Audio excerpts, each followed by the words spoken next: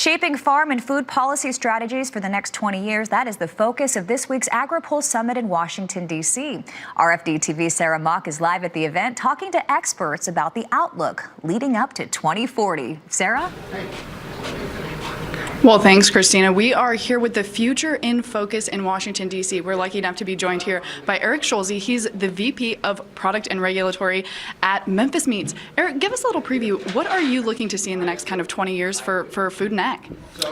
Enhanced consumer choice. We really want consumers to be able to eat whatever they choose at the grocery store. And for us, that as a cell-based meat producer, that means producing food, in our case, meat, a different way. It means by bypassing the animal directly from animal cells, directly so from the muscle cells. We can grow muscle tissue, adipose tissue, connective tissue, make the hamburgers, the chicken breasts, whatever that the consumer wants, so that they can go and buy meat the way we produce it at our market. I wonder if you can explain a little bit. There's kind of, I think, some misunderstanding around where exactly Memphis Meats is positioned. Would you say that Memphis Meats is aiming to kind of take over all meat production in the U.S. economy? No, in fact, there's plenty of market growth available for both conventional meat and any alternatives, including cell-based meat products. By 2050, the meat demand is expected to double, and also food production is going to be astronomical. So we see that there's plenty of market growth available for not only our products, but people who want to choose conventional meat-produced products. I think you spoke a little bit earlier today here at the conference about a little bit about labeling. I wonder if you could talk about, there's so much question right now around folks, maybe mislabeling or misleadingly labeling products. Could you talk a little bit about Memphis Meats' kind of ideology behind how they want to label their products going forward?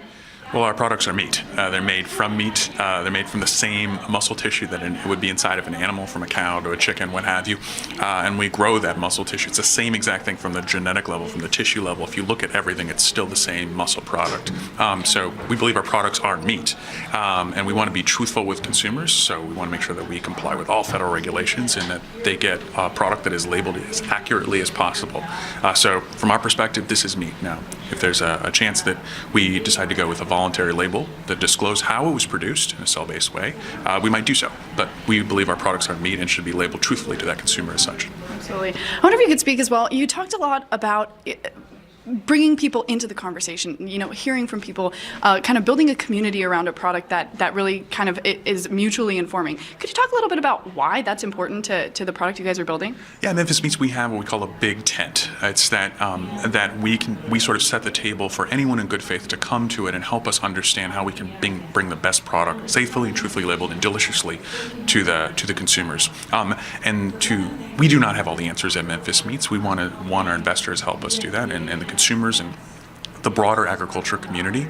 Everyone helps us understand how we can bring a safe product to market. And so we first set the table and we talk to as many people as we possibly can, people that are curious, people that may not support us, and people that do support us, and learn from each and individual stakeholder. And that includes also the government as well. Absolutely. And one final question. I wonder if you could talk about, where you guys kind of are at in the process. You guys don't have a fully kind of rolled out product just yet, but maybe talk about what you've done and where you see kind of the next couple of years. What do they look like? So we're currently an R&D stage company. We do not have any products on market right now. We eventually go to pilot and commercial scale. And the only number we've released publicly is 2021 or sooner, so we would like to be on market 2021 or sooner. And we've not announced a product yet, but what we'll need to do is get a safe product out there through the regulatory regime. It needs to be truthfully labeled, and then of course consumers should want to eat it. So we hope that it's delicious. We want to send a product out that is familiar to consumers, so a product that's like everything that's on market right now is what we'll go to market with. And then hopefully we'll have it out there as soon as possible at a price point they can afford. Absolutely. Well, exciting news for the future of agriculture, for the future of food here in the United States. Thanks again to Eric Shulz for joining us here at AgriPulse's 2019 Summit. We'll have more updates for you throughout the morning. But until then, back to you in the studio. Thank you, Sarah. Stay tuned as Sarah will then speak